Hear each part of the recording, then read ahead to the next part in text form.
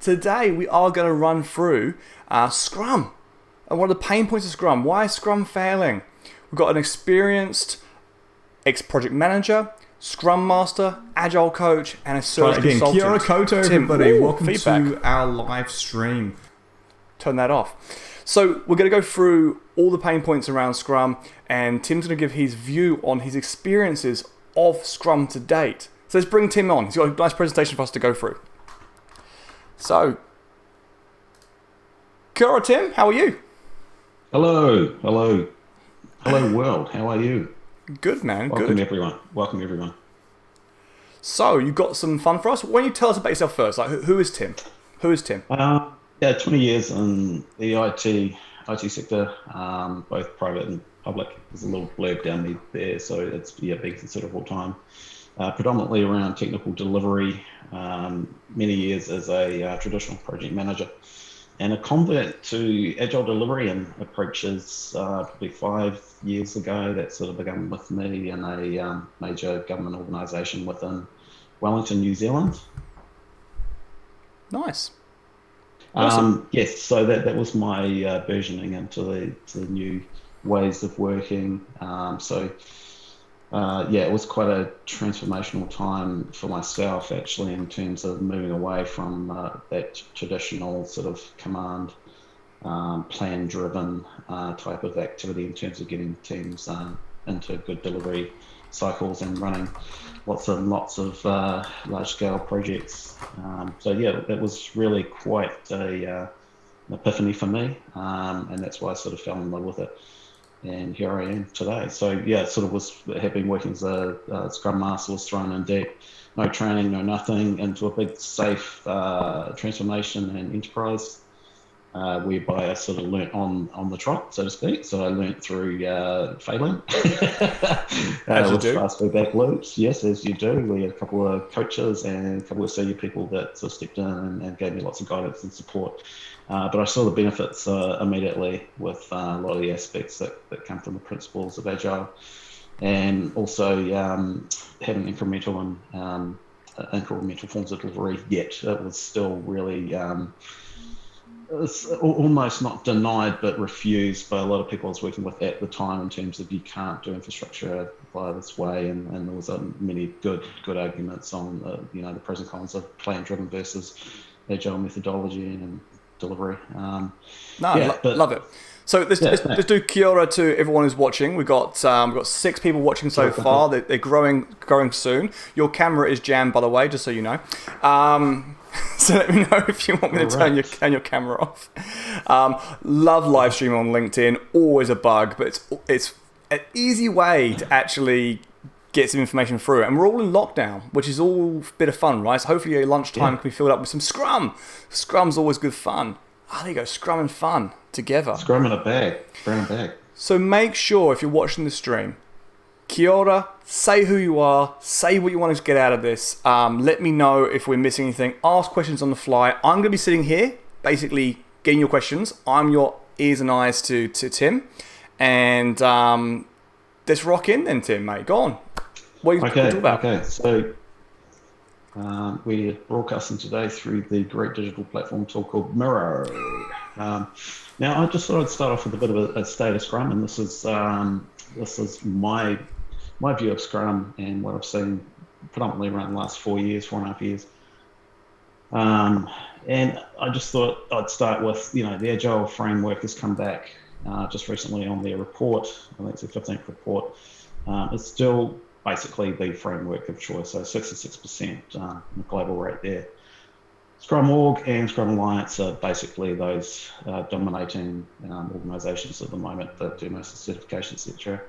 And as we know, we have hundreds of trainers. Mike, I think you're one of them for BAF, all over the globe. So there's a lot of training certifications going on there.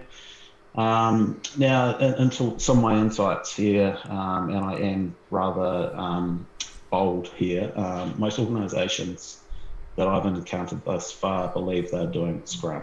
And they might be doing a form of Scrum, but it's not good Scrum. Sort of taking something from Ken Schwab, I think it's dark Scrum, Kogo Cult, Scrum Fall. There's many many ways of describing it. But unfortunately, I've been involved in a lot of said dark scrum and thus my own personal battles. Teams are struggling to deliver valuable increments at the end of sprints, and I've seen this happening, repeatable amounts of time. There's many reasons for that happening. Metrics used are typically vanity, and a lot of the time, yes, they are used to appease management. They're looking for a bang for their buck, this way of working Scrum. What are we really getting out of it? And so I think there's a lack of economic view too on these metrics and the metrics that are being presented through it, sprint reviews, etc. And there's a misunderstanding of how these can be used against a team when if we are open and have full transparency, these metrics are for everyone. They're for the top level as well as the team level. And really, if we had a certain level of trust, we wouldn't be having so much debate around what are the correct metrics here to be used. Organisations are struggling to scale.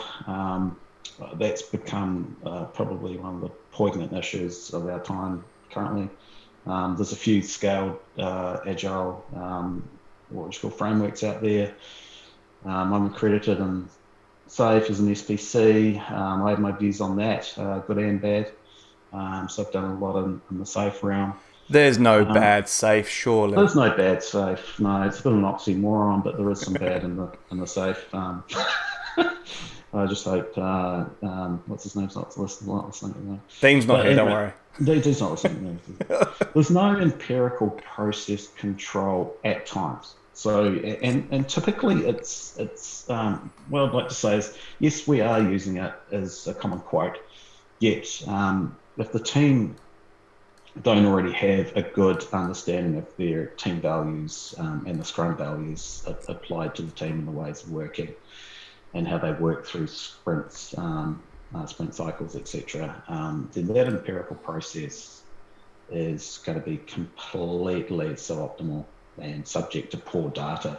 Empiricism coming out of it will be highly reduced when teams don't have a high level of trust within the team. And I've seen that as one of the major failings, and that's where I'll be focusing in today. And of course, I heard this from a friend of mine the other day at another agency. We're burning out, and they're in a safe environment in terms of scaled agile, and even the getting ready for PR planning and the innovation sprints are not being used, and they are just feeling the pain and the bleed of no stop, no time to breathe and innovate, no time to actually reflect, and it's just not going so well. Yeah, they're sprinting, right? Yeah, they're sprinting tirelessly, but for what? Yeah, until they kill over. Yeah, and quite an interesting thing here. Out of that state agile, this year's findings indicate significant growth in agile adoption within software development teams, increasing from 37% in 2020 to 86% in 2021. Massive. Wow. Massive. Yeah. So on my throughout my journey, these are just some of the quotes I actually popped off the top of my head. I didn't have to dig them out. I didn't have to find a file where I had naughty quotes, bad quotes, ugly quotes, great quotes. These came to mind. What do we need to add metrics to our sprint review? Aren't they just for management? And that was from the Scrum team. Yes, we have a team charter.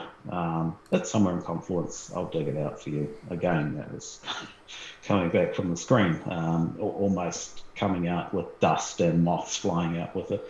The team seemed despondent. Can't you change the culture?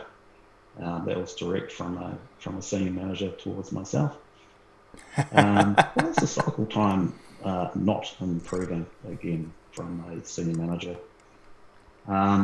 Looking at a metric, which is an important one, but also not really understanding and listening to the team on why the cycle time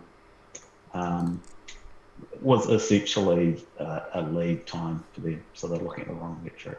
Yeah, and can you, for those who don't know, what is the difference between lead time and cycle time? So a lead time is what do you call it? Something that's an issue backlog. It could be even like a feature. It could be story level, what have you. But if you're looking at a at a story and its lead time, you could look at it since it was its first inception when it was written, put on the backlog, until the point of time where it's actually perceived to be DoD and it's delivered some form of value. So it's kind of like the same. And DoD being definition of done. Yeah, definition of done. Same at feature level 2, but some of your metrics supporting the outcome, or the DoD, sorry, not the DoD, the outcome of value might come in a little bit later than that. So when it finally gets released to the customer, etc., or the customer gets that experience. Soft time is specifically looking at something which is in the say the sprint backlog, and as soon as it's put into progress, how long does it take to actually reach definition of done or the done state? So we can start seeing some of the trends there, which is quite invaluable. And my sort of teachings to the teams I've been with in recent times is using some of the charts and tools we have, usually typically out of Jira, and how to interpret their own metrics for their own learnings and data decision making. So it's not me at times being a coach or scrum master coming back and saying, look, your cycle time's not looking so good. Do we need to actually inspect? And got it to a point with some teaching, etc., and teaching people how to use the tools and the graphs and charts on how to interpret their own cycle time, etc. And that could come into play even during stand-up. There's always inspection and inspecting and adapt. So I find that very strange how we leave inspect and adapt until our retros. And retros, obviously, for those who know me, know that I mean reflection in a group. And I find it really weird because if you're in a stand-up, and there's an aha moment, that's the time to change. It's not just let's just hold that to the retro. Yeah, exactly. Yeah. And that's where it sort of honed in on the goal. And the goal then has the supporting metrics that we've captured thus far. And if we are, say, looking at difficulties and issues and impediments, and we think the goal is in jeopardy, then we've got the supporting data there.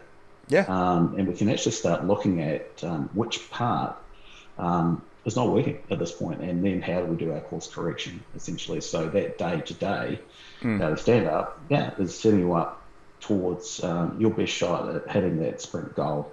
But looking at it each day, because things change, frequently, as we know. Yeah, totally agreed.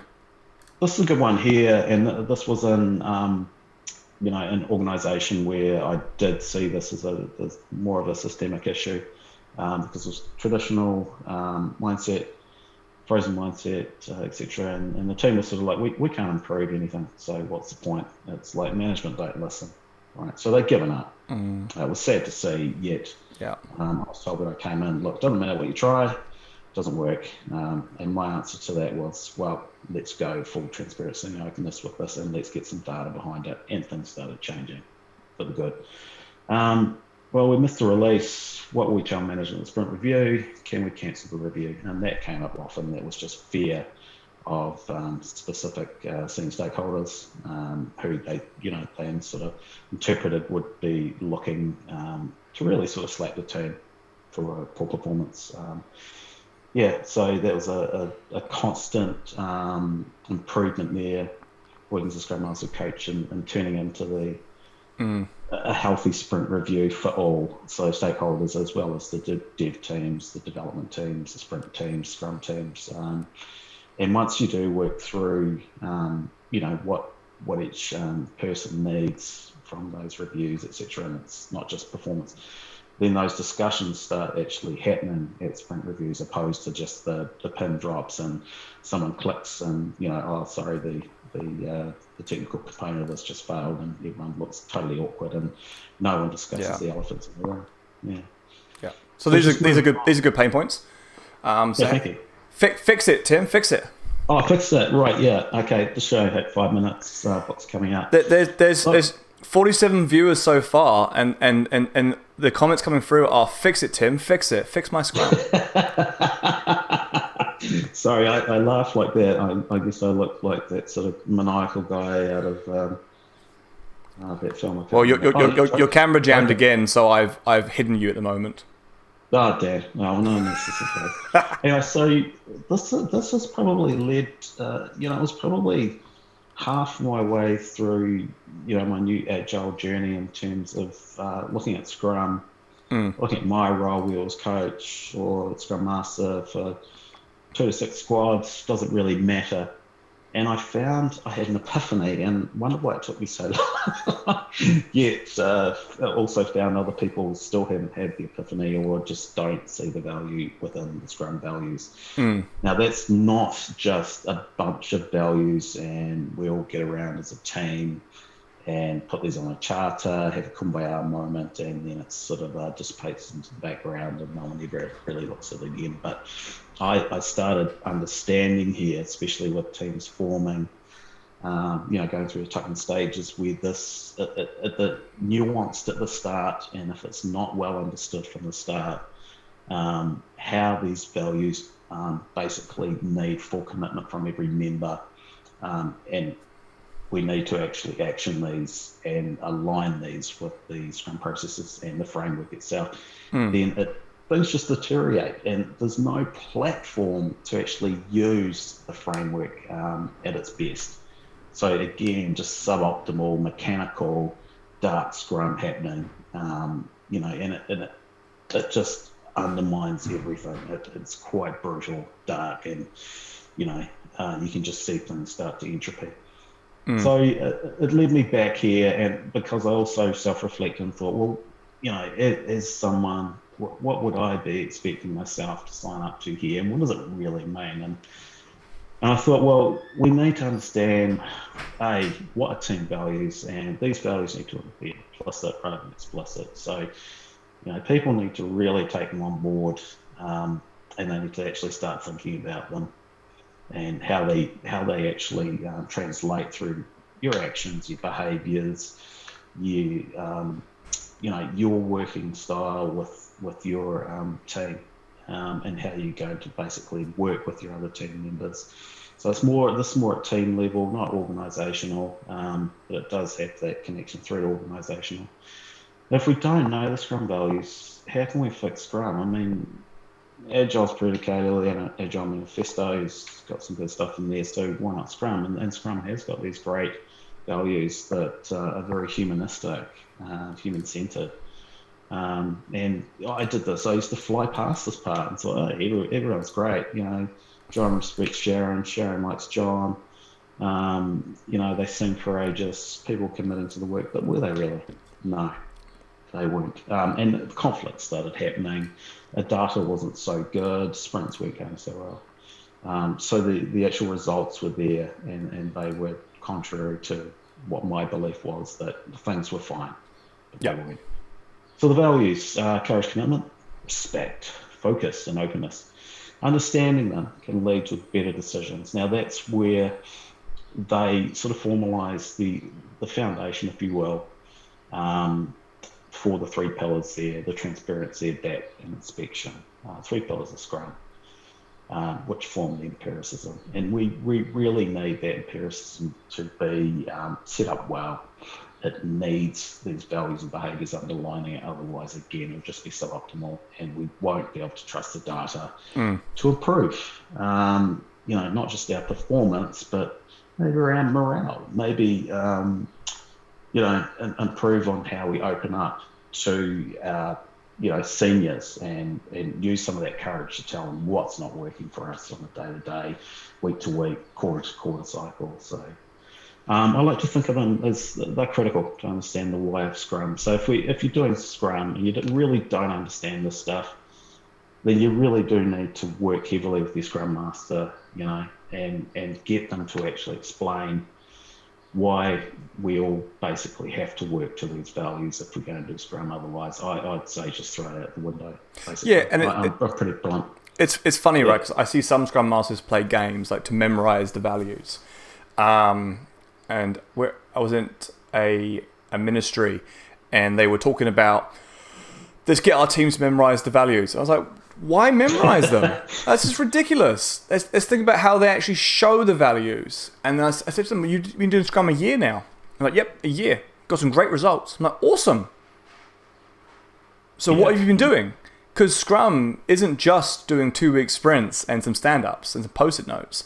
It is actually a framework or a methodology. Oh God, everyone's gonna freak out. But some people say Scrum's not even agile. And to be honest, sometimes Scrum is not agile. Totally agree with you.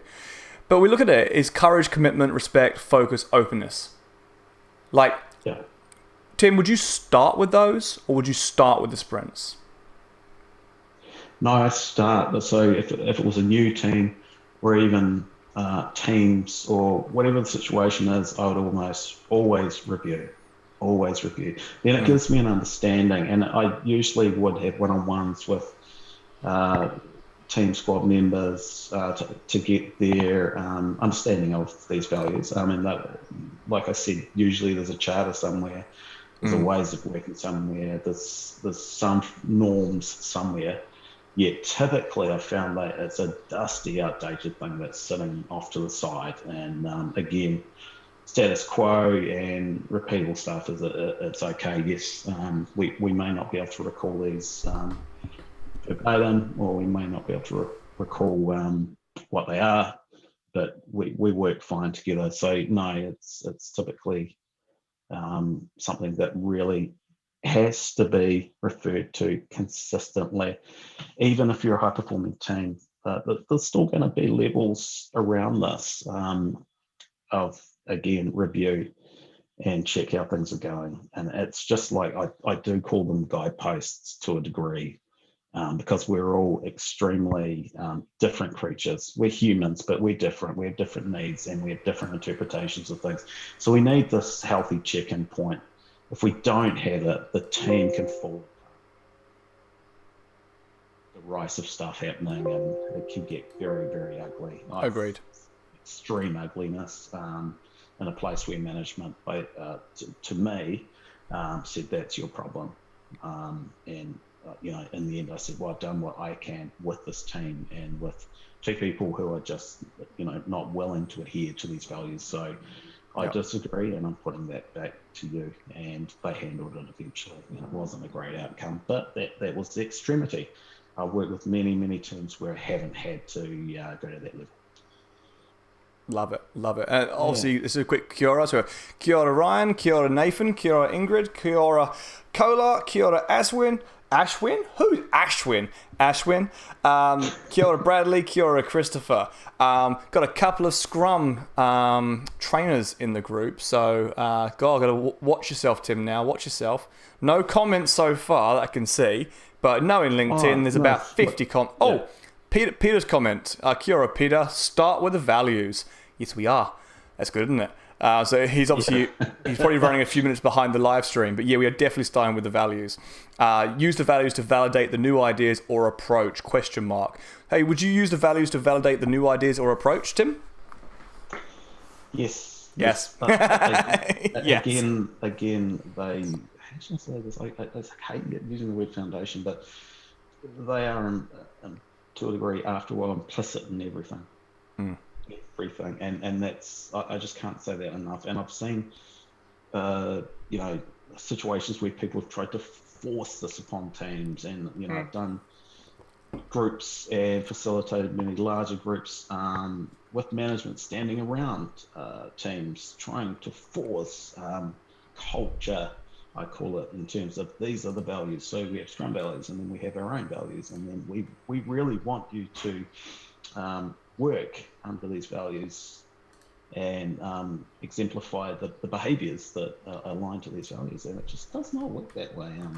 But most of the time, I've been quite lucky that many of the leaders I have worked with will take a step back, and they will listen, and then we'll change the way that we try to adopt Scrum culture, which is a healthy one, with the values. But you hit a point there, Tim, and I love this point, is most of the time, people like us are brought in to force Scrum on teams. Yes. And reality is, all those leaders want are iterations and value delivered sooner, and they don't care about the values. And that's the reason why most Scrum Masters, and I'll say most, go for it, come at me, Scrum Masters. I would say most Scrum Masters do not even touch the values or empiricalism, or even inspect and adapt. They run retros because they know they have to run retros. Now, there are lots of new Scrum Masters going on one-day courses, and it's all focused around iterative value delivery, which is fantastic. That's your 2x. You want your 4x? It's in those values. It's in the inspect and adapt. It's in inspecting and adapting out of Scrum if you need to. Sorry, I'm on a flow. Go, Tim. My bad. Flow's a great word. You're going lean. We're going lean. Go for it. Where are we going now? To commitment to openness. We're just going to drift over to something I put in here, and it's drift over. By the way, Tim loves Miro, and Miro has failed today, so I'm loving how I'm proven right that it's not the greatest tool in the world. Yeah, I really like it, and I got you love it. It's fine. Yeah, I got to. I was forced to use it on lockdown to do PR planning, and found it was very effective. So I put the time in, and I really do love it. Yeah, it is good. I'll give you. It has a good place. Try my camera again too, because I've done some changes, so it might be. You look like this. Can you see yourself? Oh yeah, that's fine. Is that fine? That's how I normally look day to day. Yep, just a stagnant guy. Here we go, everyone. That's Tim still going. Now, there's understanding the Scrum values, but then there's application of the Scrum values. So, last time I was scrumming for, nothing was about 4 squads. The first squad, I sort of said to them, okay, how does this really apply? Because it's easy just to go, well, yeah, look, here's some values that most people are just going to say, yeah, I don't mind that, tick. But how does it really apply? And to actually then practice it and learn to commit and sort of get it into the muscle memory takes some nuance, and it takes a bit of skill, and it takes a lot of perseverance, and that's what I noticed too. So sometimes team members might get a bit annoyed with it, but you're using it for the right reasons. And if we don't keep bringing the Scrum values right into the fore instead of just putting a nice big big poster up somewhere, or it's on Confluence or some digital platform, it doesn't really live and breathe, and it needs to live and breathe, otherwise it will just go stale and die. But so the team, I just put a few notes here. The team need to live the values in order to bring their authentic selves, and this is what the values do in goal nirvana state, that word authentic. And I must say, even myself, I struggle at times being a consultant or contractor, trying to be my authentic self, whilst there's managers and leaders everywhere, and they are judging you on, even myself, what results I'm getting. So yeah, you've got to pick your moments, etc. Yeah. So but it's a daily basis. So they need to understand that we don't just pick the values up and drop them. Yeah, or maybe I'll look at being a decent person on Tuesday, but not today because it's Monday and I'm feeling a bit crap. So I drank too much on the weekend. The All Blacks lost, I don't know. But and it's something where you have to keep it going, so it's didactic. It's like an art where we've got to keep the conversations flowing and the discussion going, because the more we do and the more we actually resonate with the values, the better we'll become as a squad, as a team, as we get to know each other. Absolutely. And a quick comment from Peter, by the way. Peter's come back and says, good point. Retrospectives are undervalued in Scrum training. So not only is the values undervalued, retrospectives are undervalued. And I agree with that, actually. I've got you can't see me, but in my folder, I've got my original Agile Fundamentals course. And retrospectives were a 20-minute segment. One of the most important parts of Scrum, or even just being or Kaizen, because I know we've got some Kanban people here, is actually the inspect and adapt. And you're right, most Scrum trainers, it's focused on that process and improvement. It's not focused on retrospectives or reflection. Now, just a quick note in here, by the way, for all those who don't know, if you have reflection, right, you need to take actions. So Bassott, 1998, was the person who basically documented what reflection really was, okay? And his work comes from the 1980s, 1970s ideas around taking what's happened and improving yourself, right? Now, Bassott coined reflection. Retrospectives come from reflection. If you don't take actions, you haven't reflected. Simple as that. Yeah, exactly. And empiricism again. What are you then going to, if you're taking no action off the data and the insights you've garnered, then what's the point? you might as well just talk about anything. So we've got some more comments coming through. So first of all, Peter, definitely I agree. Call it out. Don't wait for the retro. I think he's referring to the point at the start where we said stand-ups, you can reflect in stand-ups. Totally agree with that. Yep. Ryan's come out and said, we wrote an entire book on fixing bag Scrum and Scrum values. Now, since he's watching this live stream, I'm saying Ryan is giving us the thumbs up for this so far. So this is always good. He didn't say that, but I'm taking it as so. He's also offering his book up at Amazon. So click the link if you want to buy Ryan's book. Does Ryan, I believe, has got a book fixing Scrum? Yeah, Ryan Ripley. Yeah, so Ryan, I've got your book. And that's one of two books which I have lent on when I've been employed as a Scrum Master, and the other book I won't mention unless one of them wants to stay there here, but I might as well mention it, is Zombie Scrum. Fantastic guys coming out of Europe, one of the best I've ever written. But Ryan too, celebrate the book, awesome, love it. Awesome, Ryan. If you want, we can give away one of your books for free. If you wish to give one away for free to one of our viewers, just so you know. Sorry, carry on, Tim. My bad. Yeah, sure.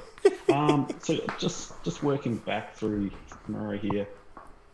Even as a team member, I've sort of coached other people to work and not always, turn their heads to the Scrum Master to resolve everything in terms of the adoption of the values, or holding people accountable and true to the values when they've signed up. And everyone needs a hold their hand held at times, and there's stuff going on in their personal world that some people might want to not expose to. So I've had one-on-ones and people have said things, and I've actually encouraged them to have the strength to actually unpack those with their team members, and it should be coming through the voice of the Scrum Master.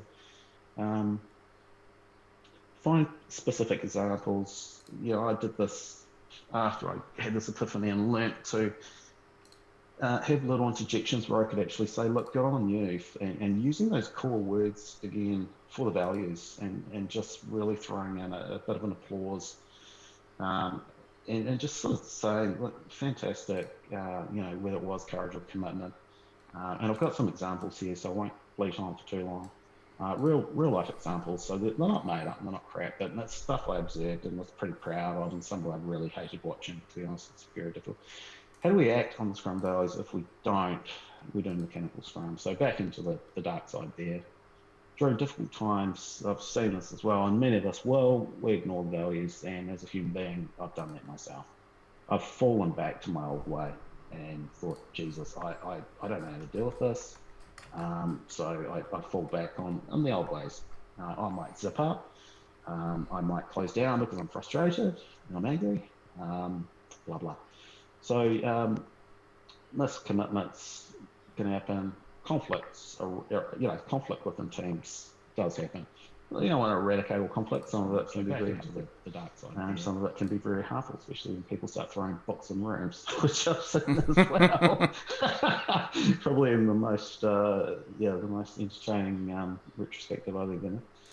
Right, so looking at these values, openness. So during the sprint, client these are based on actual things that have happened, and these are things that help identify the relationship with the Scrum processes, and at which point in the process in the framework sometimes at least can occur. Urgent things happen. So we have this all the time where basically a client or a product owner needs change. And if this change is pivotal and it's decreed it must happen, then suddenly we may have lost the initial goal. And in this context, it can get to a point where I've seen it where we no longer got the stories to support the goal, meaning we can't actually achieve the goal and the values. So I've had a situation where we've actually had that and believe this is true. So during the sprint, I had a team member discover a technical chat design assumption which was proven incorrect. There was a lack of validation, which he declared as the cause, and the product owner decided that not all was lost. So they quickly did an analysis and sort of looked at what they could still achieve during the sprint. And I thought that was great. This person had been doing huge hours.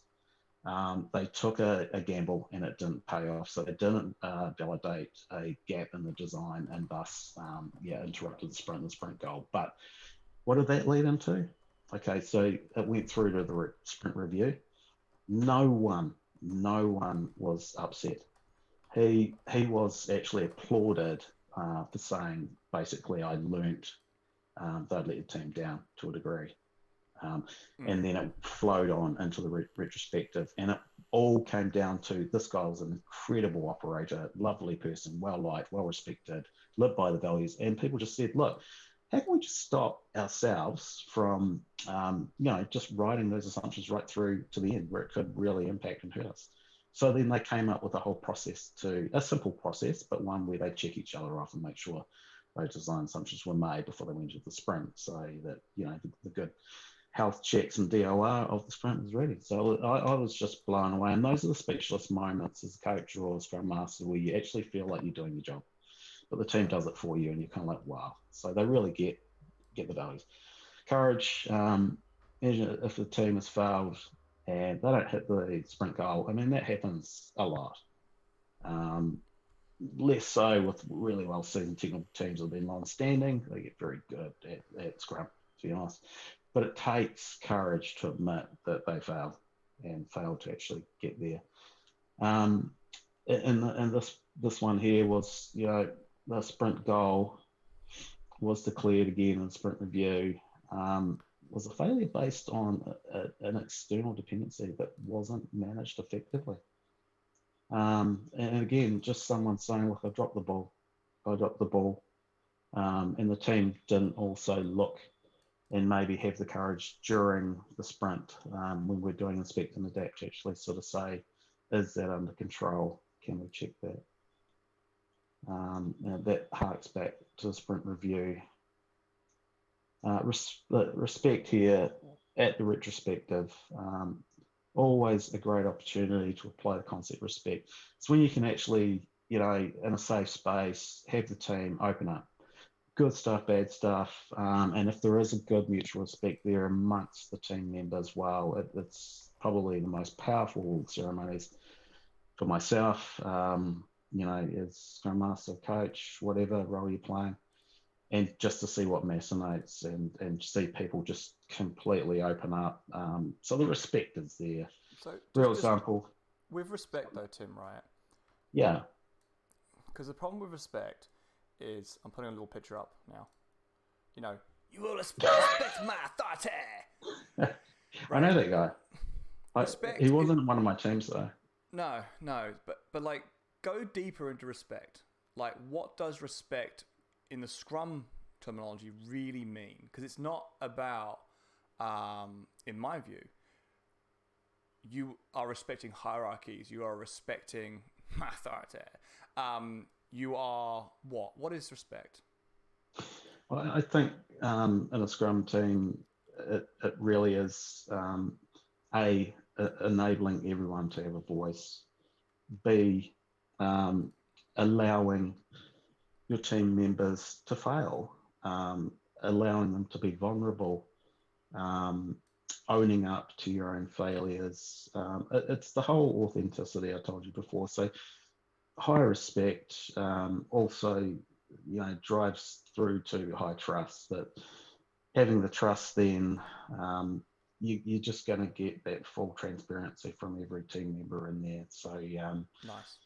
Yeah, at the end of the day, that can take a while to get to, because we're human beings, right? And it's hard to discuss failure, and a lot of teams I work with too, it takes a while to actually say, let's celebrate failure. Let's ask stupid questions, because there's so much going on in your cranium, yet you don't want to look silly. And that's one of the other things. So you can go a little bit more granular there in terms of especially the norms for the team. It's okay to say stupid things when I'm not sure what I'm hearing is correct. So play it back. Yep. Yeah. A real example here was during a retrospective, team member stood outside the team and declared they had failed because some of the team did not put in the required effort. Now that at one point was that sort of shriveling moment where I was like, oh God, this is going to explode. But no, it led to a very honest conversation, emphasizing that teams need to be honest. And when they were struggling with work and personal commitments, they need to hold up their hands and say, look, I don't have the capacity. I've got something going on my own world, personal life, what have you. I'm not feeling so good, or maybe mentally I'm struggling, or conceptually I'm struggling. This is a tough piece of work. I need help, and that's what this person was asking for. We failed ourselves. We failed each other as a team. Nothing to do with John, you're useless. There's just none of that language at all, and it's a beautiful thing to see as well. Yeah, so Ryan said as well, by the way, respect is conflict mitigation, lack of judgment and inclusion. Ooh. Oh, lack of judgment. Forgot to throw that one in there. When you're live, you forget words, but Ryan's got the ability to be able to reflect and come up with beautiful words. Thank you, Ryan. Well, Ryan's written the book. He's got a great lead on it. Nathan's off. He's got a 1 p.m. to get to. Don't worry, Nathan.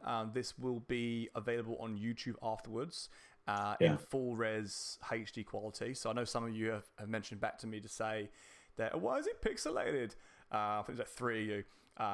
It's linked in. They sometimes will bring the quality right down, so it depends on your connection and everything else, but it'll be on YouTube on HD quality when we're finished, so don't worry. He says, hey team, I have 1 p.m. to get to. Thanks very much for the presentation. Will there be a recording afterwards? Yes, there will be, don't worry. Brilliant. Focus, Scrum teams, they whatever Scrum teams start, they want to finish. So agile teams are relentless about maybe a work limit, so that they can really hone in on the work. They know where they can take it, etc. Focus could also be around a sprint goal. Nothing else focuses teams like a goal. It really does help to exemplify that they need to work as a team to actually achieve that goal and the value that comes with it. Yeah.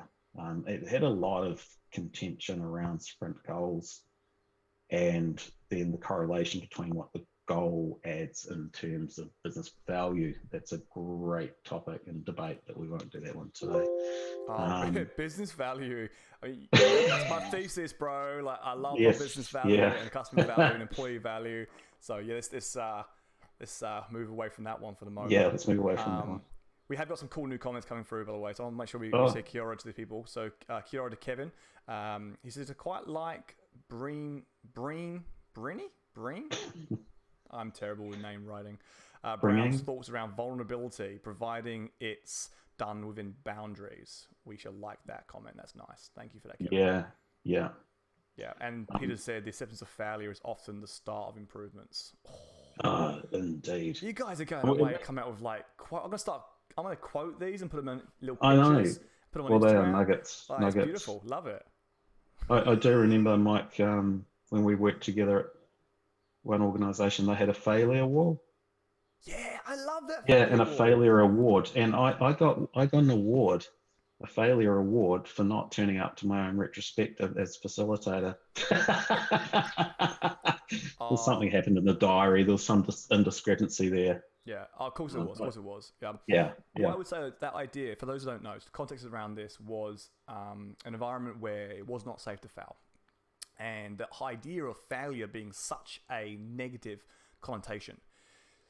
So it wasn't our idea.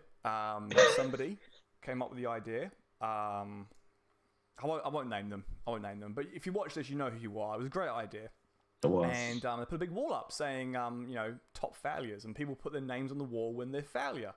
And the whole idea was to actually, make it safe to fail. Make it more normal to fail. And me and Tim both won the Failure of the Award. Failure of the Week awards. Tim doesn't turn up to meetings. I had a great idea. For those who use Jira, and you can get the QR codes print out. It's an app you can get inside Jira. fantastic little thing, right? So if you move the card on your physical board, it moves it in Jira for you. I was like, fantastic, I'm going to do that. And of course, what did I do? I decided to print them all off, because it's like 6 months worth of work, or 3 months worth of work, sorry. And I laminated them all so they didn't get mucky over 3 months. Thought I was awesome. And then I started putting them up there, and someone comes up to me and says, you kind of forgot the QR code on the printout. Oh, no. So I just wasted all that environmental plastic, and fat out of the water for me for being stupid. But yeah, cool. And maybe we should have nailed you to the wall.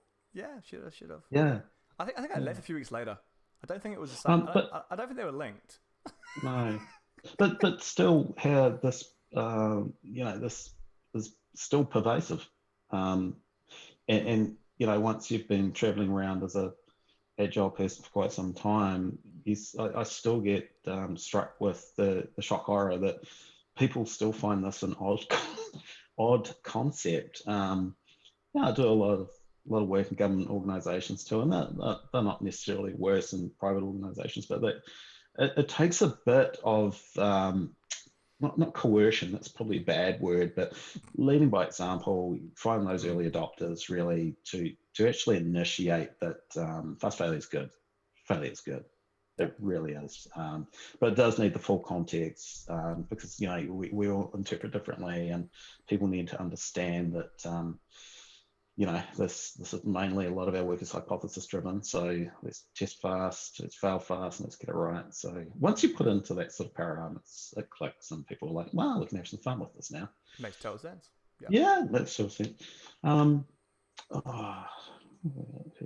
Commitment, probably going to finish there on the values, but it's a major one. And it's one that I frequently have to sort of come back to. With teams, I've found this is quite a difficult one. In one such case, we just had a chat, and one of the squads who just continued to not turn up in time, even to the daily stand-up, etc. And I was kind of fuming in the background because I just thought it was complete ignorance and rudeness to the team. But I sort of just let it boil for a while and let the teams just moan quietly, but never, ever broach it with them. And finally, it did happen, and he left the team. But that's another story, and that was a result for them. But the commitment really, I think, too, is very important to understand it. Going through a sprint and trying to come out with something which has got the quality to be deemed done, and it's a shippable piece of work, a good working increment of work. DOR and DOD are actually quite difficult to not impress on the team, but show them the importance of this. And it can come right up to a boundary, and it's like, maybe if we just remove, it's for them, but I've just seen the I wouldn't even say it's a management or an upper layer pressure. It's a perceived pressure that if we don't have this done, something bad's going to happen. So then they start questioning the DOD and at times the ACs to try and negate the failure. And again, you have to drive them back to that commitment you made. What is that? I had a manager once. She was great.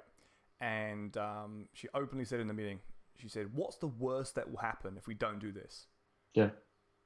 And everyone was like, the world would end, things would fall apart. Really? Went, no. Tell me exactly, what is the worst case scenario here? And they said, well, I guess the worst case scenario is this happens, then this happens, then this happens, then this happens, and then we lose our banking license. So no one's going to die? No. I was like, no, yeah, no one's going to die. And there's 15 stages until you get to banking license failure, right? Yeah. This integration problem you have right now, it's just causing harm to internal stakeholders, which could cause harm to external customers. Of course you want to fix it. But calm down and do one step at a time. Great leader. Good. Yeah, it sounds like a great leader.